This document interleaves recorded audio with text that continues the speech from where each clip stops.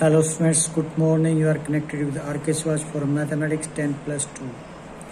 Today we are going to discuss about the chapter probability and solution of exercise 8.9 question number 26. Binomial distribution is the topic. The probability that a bulb produced by a factory will fuse after 160 days of use is 0.06. क्या कहते हैं कि probability एक bulb के जो कि factory में produce किया गया है अगर 160 डेज तक यूज कर दिया जाए तो उसकी फ्यूज होने की प्रोबेबिलिटी 0.06 है. Find the probability that out of 5 such bulb at the most one bulb will fuse after 160 days is used. क्या कहा गया है? प्रोबेबिलिटी पता लगाइए. Out of 5 such bulb at the most one bulb will fuse, मतलब ज्यादा एक at most एक बल्ब फ्यूज हो जाए. किस में से? 5 में से. कब? 160 डेज अगर इसका यूज कर लिया जाए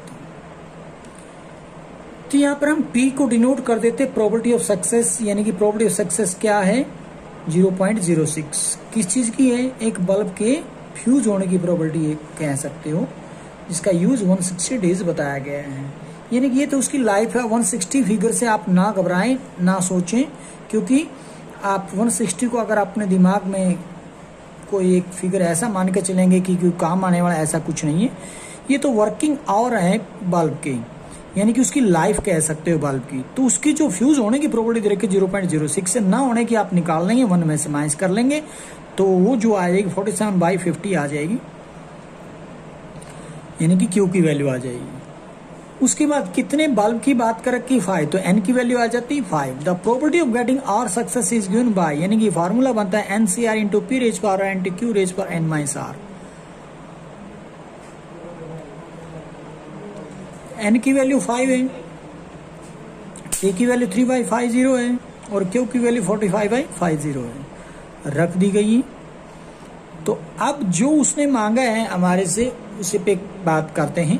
probability that at most one bulb, at most यानी कि ज्यादा से ज्यादा एक बल्ब, इसका मतलब 0 और 1 आएंगे, दोनों को ऐड कर देंगे तो बात वही करेंगे. At most bulb will fuse after 160 days of use, जिसको आप कह सकते हो probability x less than equal to 1. किसकी प्रोबेबिलिटी निकालनी? X less than equal to 1, जिसको आप यूं भी कह सकते हो probability x equal to 0 plus probability x equal to 1. तो दोनों केसेस को आप ऐड कर देंगे, वो आंसर आ जाएगा. कैसे करते हैं? तो आर की वैल्यू 0 डाल दी, उसके बाद आर की वैल्यू 1 डाल दी जाएगी दोनों में से. अब आर की वैल्यू पुट करने के बाद अब 5 से 0 आप जानते हैं 1 होता है, किसी की पावर 0 भी 1 होता है, अकेली एंट्री ये रह जाएगी. 5 से 1 5 होता है, 3/50 की वैल्यू पावर 1 होने का मतलब 3/50 बोलेंगे, और ये एज इट इज 47/50 की पावर 4 रख दी जाएगी. इन दोनों टर्म में से 47/50 को बाहर निकाल लिया जाएगा, जो कि पावर 4 के साथ. यहाँ 5 है तो 1 पावर रह जाएगी, यहाँ ये चला गया तो 15/50 रह जाएगा यहाँ पे. तो इसको आप ऐड करोगे तो क्या पाओगे? तो ये बन जाएगा आपके पास 40, 50, 62, जो कि कैंसिल होकर मेरे को मिलेगा 31/25. एक्चुअल में क्या आया था यहाँ पर? 62/50 आया था, तो हमने सीधा ही कैंसिल करके 31/25 लिख दी. इसको मैंने एज इट इज लिख दिया. Next,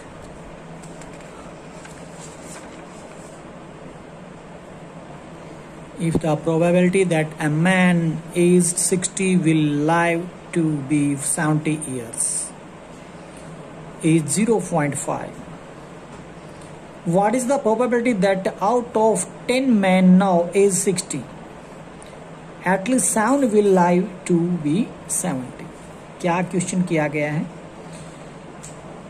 if the probability that a man age 60, मान लेते किसी मैन की जो एज है वो 60 है, उसकी जो प्रोबेबिलिटी, किसकी प्रोबेबिलिटी? विल लाइव, वो जिएगा, जीवित रहेगा, टू की 70 ईयर्स तक जीवित रहने की प्रोबेबिलिटी दे रखी 0.5, और आज उसकी उम्र कितनी 60।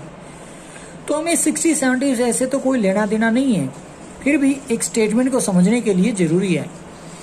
What is the probability that out of 10 man, क्या प्रोबेबिलिटी रहेगी अगर 10 मैन में से क्या हुआ है, जिनकी उम्र 60 साल है, at least 7 will live to be 70, कम से कम 7 तो 10 में से 70 की उम्र तक जिएंगे। इस चीज की प्रोबेबिलिटी आपको पता लगा कर दिखाना है। तो एटलीस्ट 7 का मतलब होता है 7, 8, 9, 10। आप कहोगे 10 क्यों बोल रहे हो? क्योंकि उन्होंने क्या, what is the probability out of 10 man, तो आउट ऑफ 10 मैन यानी कि n की वैल्यू 10 हो जाएगी, और आप जो r की वैल्यू 7, 8, 9, 10 आप यूज कर लेंगे, और ये p की वैल्यू 0.5 है तो q की वैल्यू भी 0.5 हो जाएगी। चलते हैं, let p denote the probability of success, यानी कि p की वैल्यू क्या दे रखी थी 0.5, 1/2 बोल दें, q की वैल्यू 1/2 है, n की वैल्यू 10 आ चुकी होगी।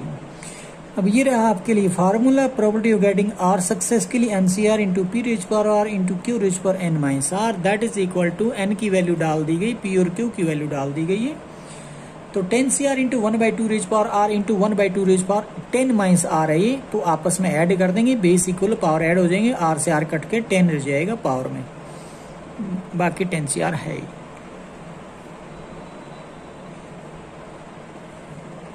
Probability that out of 10 man at least 7 will live, तो हमें किस चीज की निकालनी, at least 7 will live to be 70 years. तो क्या बोलेंगे, probability x is greater than equal to 7 बोलेंगे ना इस चीज को। इसका मतलब probability x equal to 7 plus probability x equal to 8 plus probability x equal to 9 plus probability x equal to 10। Now 10c7 into 1/2 raise power 10 कहाँ रख रहे हैं, ये r की वैल्यू पहले रखेंगे हम 7 रखेंगे, उसके बाद 8 रखेंगे, 9 रखेंगे, 10 रखेंगे, तो 7, 8, 9, 10 इसकी जगह r की जगह रखने के बाद ऐड कर देंगे इनको। 1/2 की पावर 10 बाहर निकाल लेते हैं चारों टर्म में से,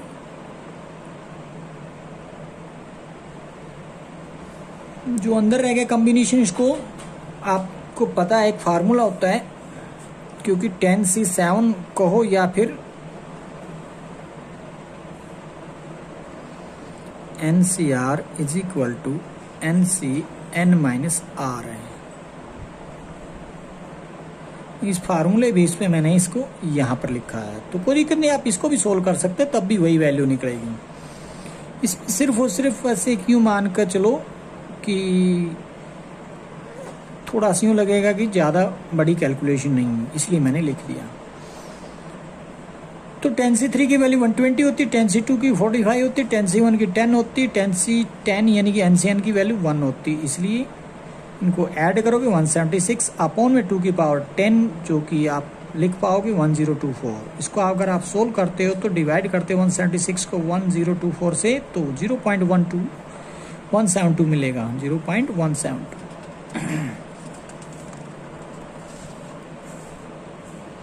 next 28, if the chance that any of the 5 telephone lines is busy at an instant is 0.01, line है टेलीफोन की 5 और उसमें बिजी होने के, किसी भी एक लाइन के बिजी होने के जो चांसेस हैं या प्रोबेबिलिटी है वो 0.01 है, यानी कि 1/100 है। What is the probability that all the line are busy, क्या प्रोबेबिलिटी निकालनी, सारी की सारी लाइन बिजी है, एक क्वेश्चन है। अगला है what is the probability that more than 3 lines are busy, second वाला निकालना है कि मोर देन 3 लाइंस बिजी हैं, तो इसकी यानी कि 3, 4, 5 भी निकालना पड़ेगा। सॉरी 3 तो इसमें लेंगे नहीं, कि मोर देन 3 बोला गया तो 4, 5 का निकालेंगे और ऐड कर देंगे। कैसे,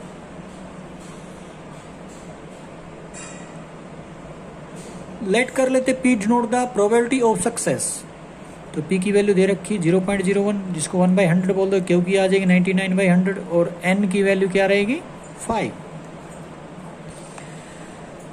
तो एक्स डिनोट कर लेते हैं नंबर ऑफ सक्सेस, यानी कि प्रोबेबिलिटी गेटिंग आर सक्सेस के लिए फार्मूला बन जाएगा n c r into P raise power r into Q raise power n minus r, जो कि एन और पी क्यू की वैल्यू डालने के बाद मिलेगा अपने को ये।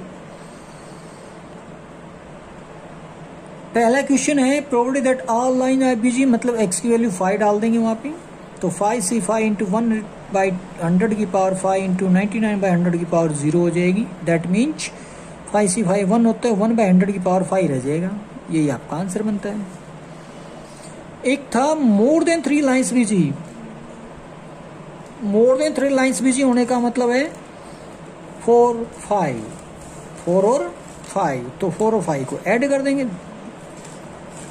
Probability that more than 3 lines are busy, मतलब एक्स इज ग्रेटर देन 3 बोलेंगे, इक्वल का साइन नहीं आएगा तो 4 और 5 को ऐड कर दिया जाएगा। 4 आर की वैल्यू डाली और 5 आर की वैल्यू डालने के बाद दोनों को ऐड करेंगे तो क्या मिलेगा आपको 496 into 1/100 raise power 5। This is the answer for the probability that more than 3 lines are busy.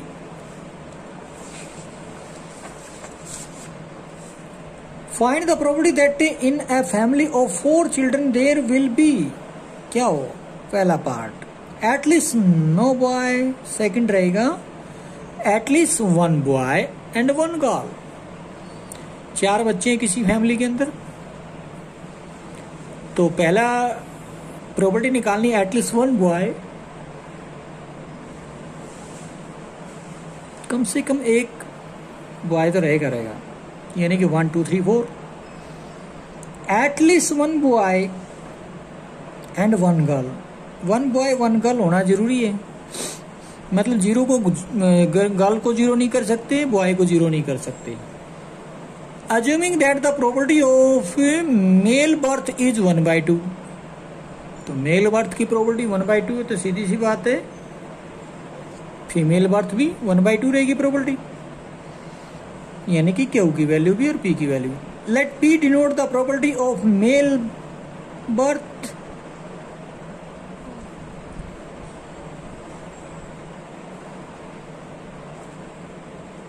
Mail birth, and q denote the probability of female birth, तो दोनों की 1/2 हो जाएगी। और एन की वैल्यू क्या रहने वाली है, क्योंकि बच्चे कितने हैं 4 हैं, तो एन इज इक्वल टू 4 आ जाएगा।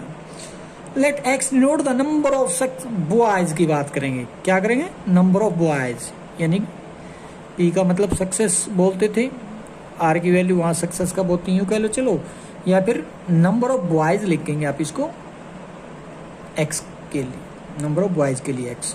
तो प्रोबेबिलिटी गेटिंग आर सक्सेस, यानी फार्मूला बन जाता है NCR into P raise power r into Q raise power n minus r, that is equal to n की वैल्यू, पी की वैल्यू, क्यू की वैल्यू पुट करने के बाद 4cr इंटू 1/2 रेज पावर 4 हो जाएगी। अब आर की वैल्यू दे लेंगे और आंसर निकल जाएगा। फर्स्ट पार्ट में एटलीस्ट 1 बॉय, एटलीस्ट 1 बॉय का मतलब कम से कम है, 1 2 3 4 कुछ भी हो सकते हैं, या फिर दूसरा रास्ता है कि वो 1 में से माइनस कर दो, एक भी ना हो। तो देखिए the probability that there is at least 1 boy का मतलब है probability x greater than equal to 1, 1 होएगा 2 होएगा 3 होएगा 4 होएगा, तो मैंने यहाँ पर दिखा दी, या फिर इसी को आप लिख सकते हैं 1 minus probability x is equal to 0।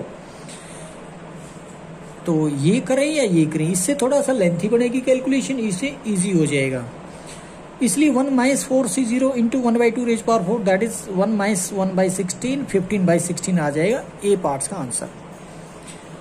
B में क्या कहते हैं, यानी कि सेकंड पार्ट्स में बी में एट लीस्ट 1 बॉय 1 गर्ल, तो probability that there is at least 1 boy 1 girl, ये कहने का मतलब प्रोबेबिलिटी 1 बॉय 3 गर्ल्स हो जाएंगी, या फिर यूं कह लो 2 बॉयज 2 गर्ल्स हो जाएंगे, या फिर 3 बॉयज 1 गर्ल हो जाएगी, क्योंकि इससे नीचे आगे 4 बॉयज करोगे तो 0 के नंबर, गर्ल के नंबर 0 हो जाएंगे, जो कि हम नहीं चाहते, क्योंकि उसने एटलीस्ट 1 बॉय और 1 गर्ल्स की बात की है।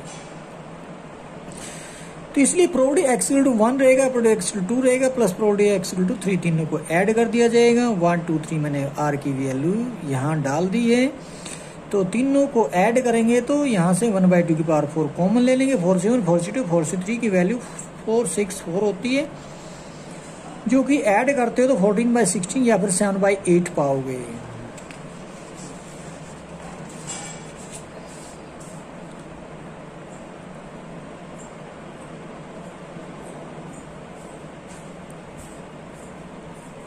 30th, the probability that a patient recover from a rare blood disease is 0.4.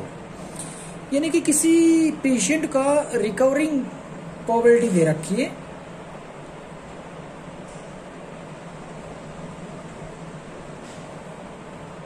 किसी डिजीज से। If 10 people have caught this disease, अगर 10 लोगों को ये बीमारी है, what is the probability that exactly 3 people recover.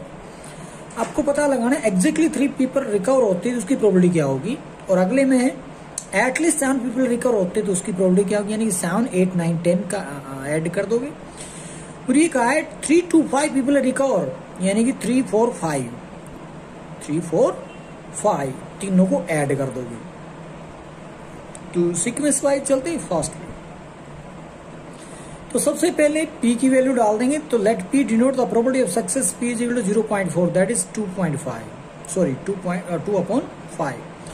And q की वैल्यू जो आ जाएगी 0.6 भी कह सकते हैं, या फिर 2/5 को 1 में से माइनस करोगे तो 3/5 मिलेगा। Let x denote the number of success, the number of people who recover out of total of 10, यानी कि n की वैल्यू 10 है। तो यहां से फार्मूला बनता है NCR into P raise power r into Q raise power n minus are. तो n की वैल्यू, p की वैल्यू, q की वैल्यू डालने के बाद ये रिजल्ट मिला है। अब पहले पार्ट की तरफ चलते, probability that exactly 3 people recover, यानी कि x इज इक्वल टू 3, तो r की जगह 3 वैल्यू डाल दी जाएगी। इसको सोल्व करेंगे तो क्या मिलेगा आपको, 960 into 3 raise power 7/5 raise power 10। इतना ही छोड़ना ठीक है, क्योंकि 3 की पावर 7 को या 5 की पावर 10 को सोल्व कर पाना बड़ा ही कॉम्प्लिकेटेड रहेगा, इसलिए आप यही छोड़ दे, आपको मार्क्स फुल मिल जाएंगे। सेकंड, एटलीस्ट 7 people रिकवर, इसका मतलब क्या है,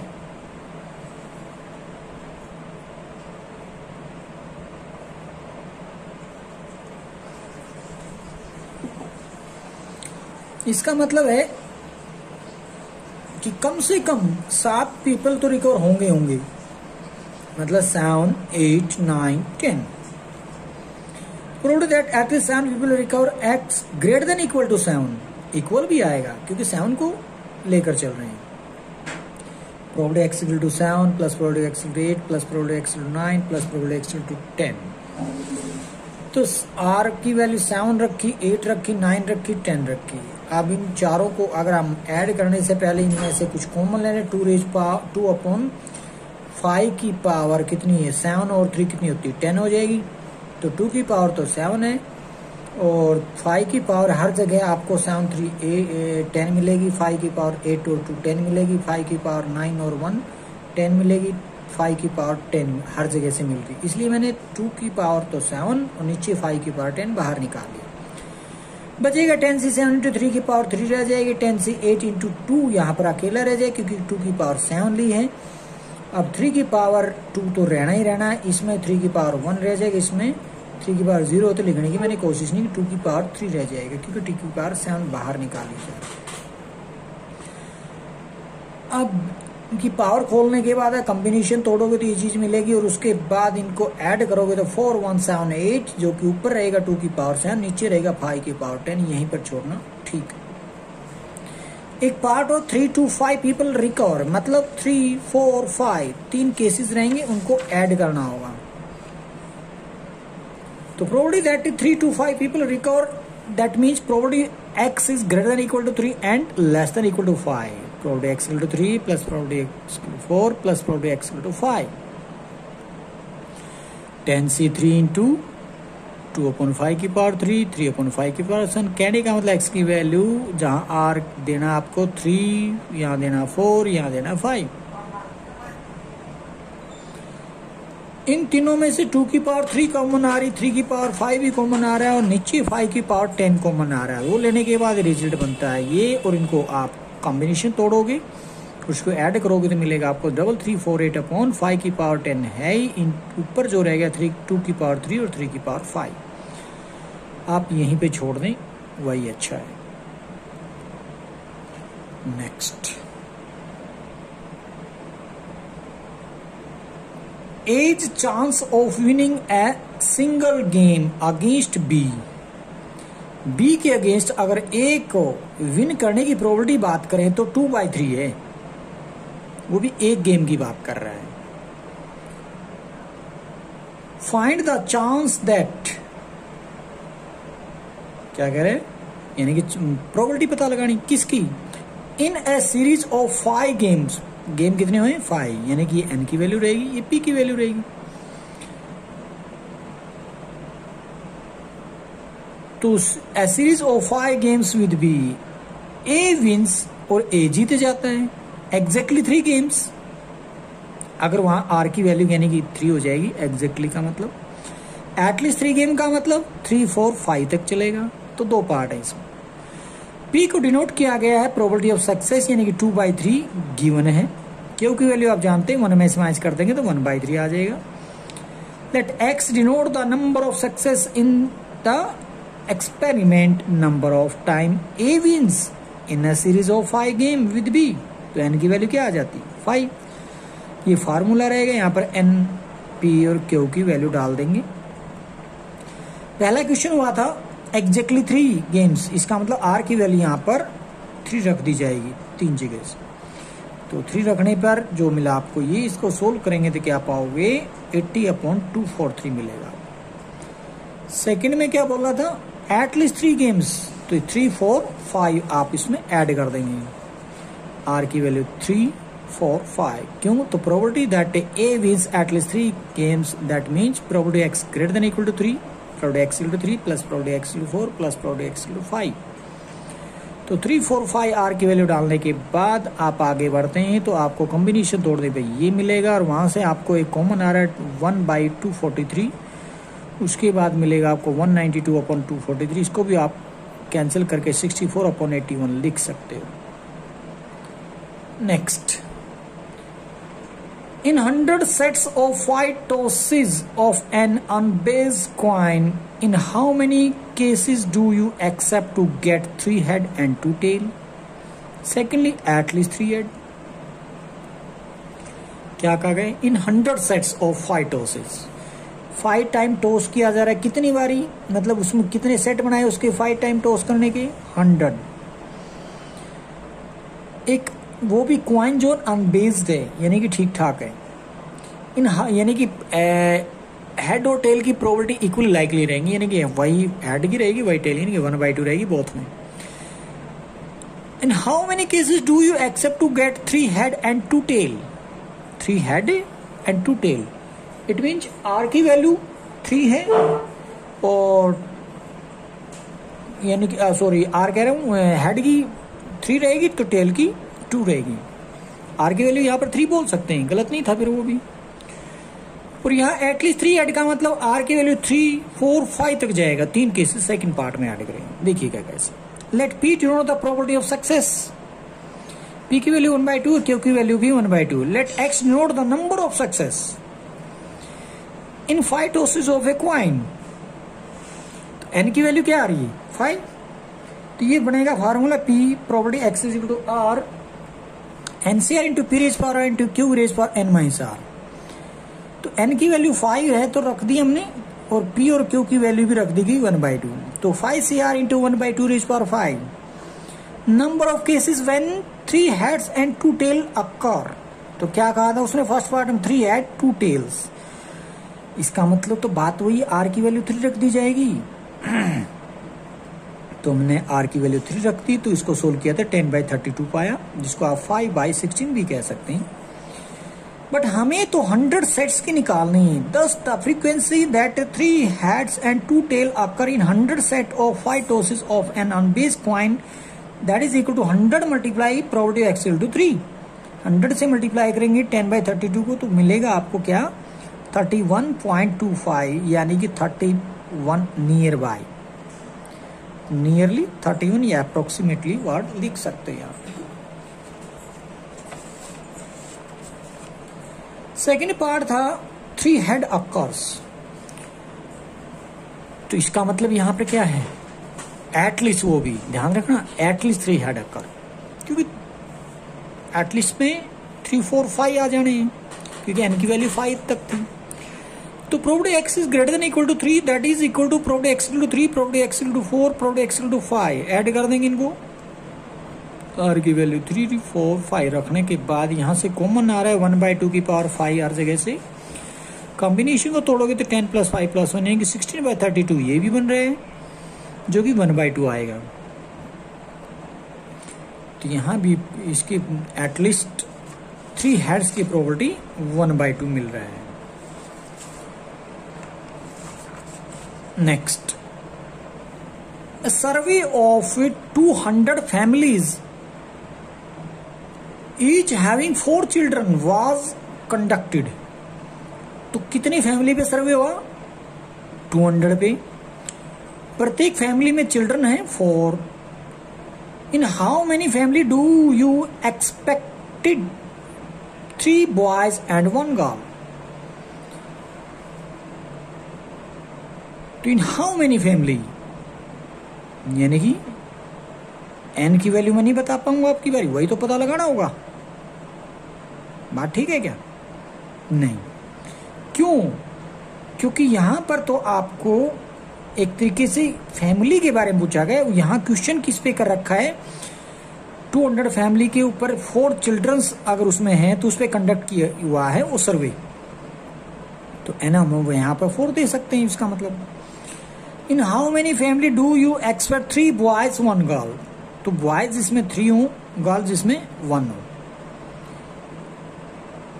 if boy and girl are equally probable, मतलब अगर प्रोबेबिलिटी आप p की वैल्यू को मान लें, p denote the probability of getting a boy, तो वहां पर सेम रहेगा बॉय और गर्ल, p क्यू की वैल्यू वही आ जाएगी।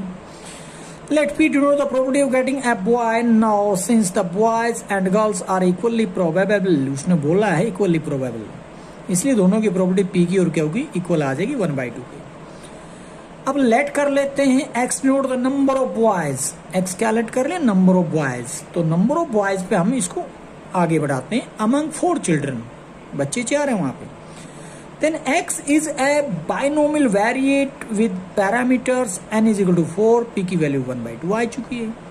तो फार्मूला रहेगा NCR p raised power r into q raised power n minus r।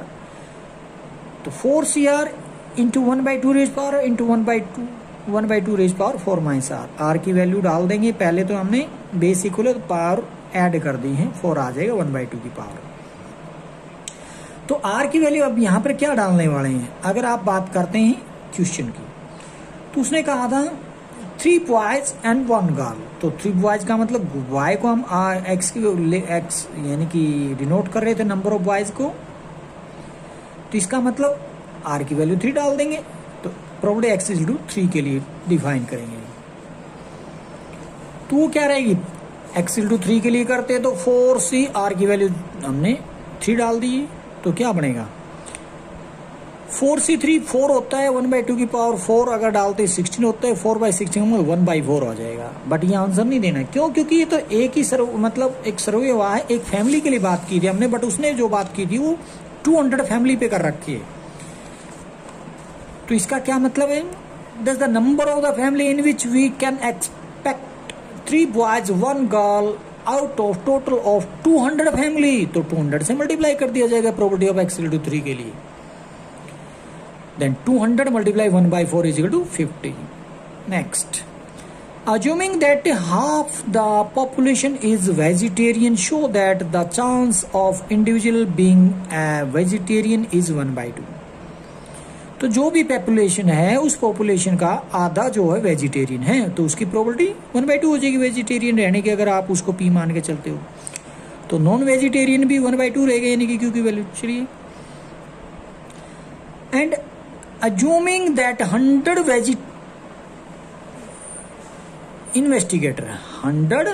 investigator can take sample of 10 individual to see whether they are vegetarian। तो जो vegetarian है उनके ऊपर नहीं कर रहे हैं, यहाँ पर वेजिटेरियन पे तो उनकी ठीक है, उनके हाफ की बात कर ली थी वेजिटेरियन नॉन वेजिटेरियन की। अब यहाँ पर जो बात कर रहा है ये कि वो जो किस पे 100 इन्वेस्टिगेटर काम कर रहे हैं, उस पे कितने का सैंपल लिया? 10 का। कहा है ना, take sample of 10 individual to see whether they are vegetarian है या नहीं इसके लिए।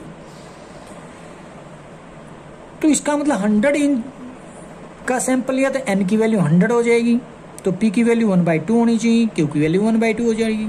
चलिए, और एक इन्वेस्ट कर रहा है किस हिसाब से, तो 100 इन्वेस्ट करेंगे तो क्या हो जाएगा, 100 से लास्ट में मल्टीप्लाई कर दें, क्योंकि पीछे भी हमने 200 से किया था, उससे पीछे भी शायद 100 से किया था, ऐसे क्वेश्चन आया था। तो देखिएगा, how many investigator would you accept to report that 3 people और लेस वर वेजिटेरियन। 3 और लेस का मतलब 0, 1, 2, 3 आ जाएगा। Let P denote the probability of success. P is equal to 1/2, Q also 1/2. Let X denote the number of success in experiment. क्या हो जाएगा, बोल रहा था ना, 10 इंडिविजुअल सैंपल लिया तो n की वैल्यू 10 है, P की 1/2, Q की 1/2, तो फॉर्मूला बनता है NCR into P raise power R into Q raise power n minus R। तो 10CR इंटू 1/2 की पावर R है, इंटू में 10 माइनस R, इसको सोल्व कर लेंगे तो 1/2 की पावर 10 माइनस R में R ऐड कर देंगे तो 10 बन जाएगा। Probability of getting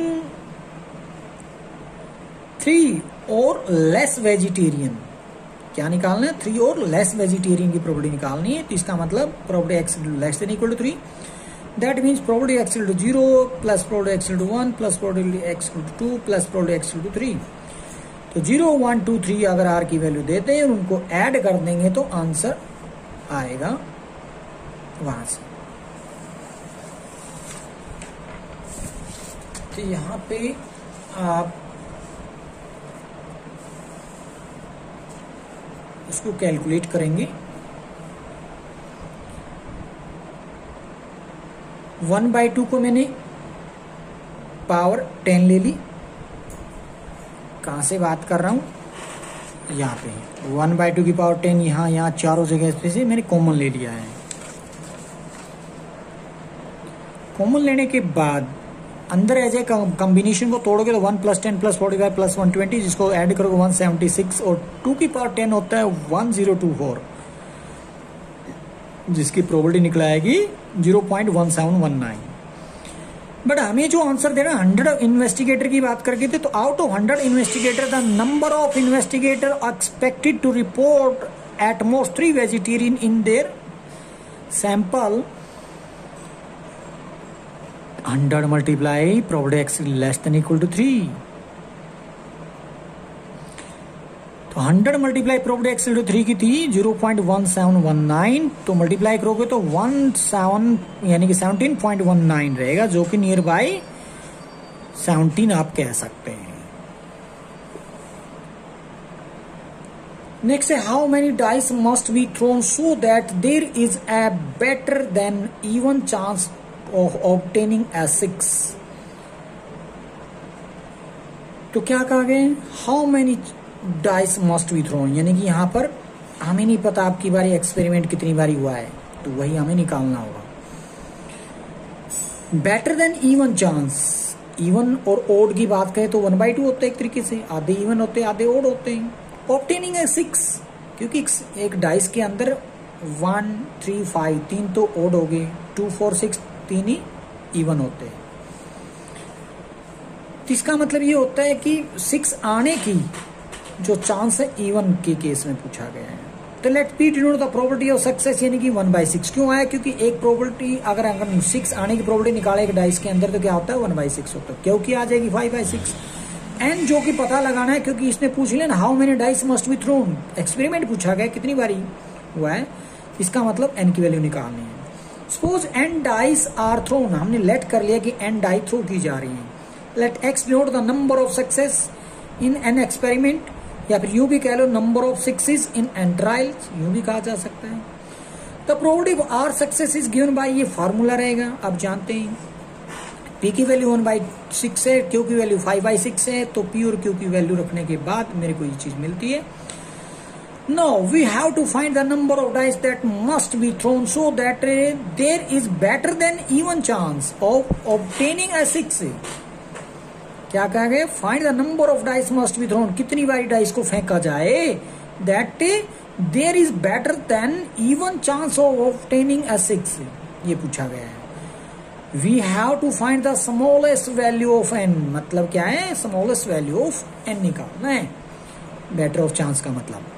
for which probability x equal to 0 less than equal to, sorry equal नहीं बोलूंगा, लेस देन 1/2 लिखेंगे, क्योंकि उसने पूछा था ना कि show that there is a better than even chance, तो इवन और ओड तो बराबर होते हैं, तो हाफ इवन ये हो गया, हाफ ओड तो 1/2 से लेस दिखाना हमने उसको।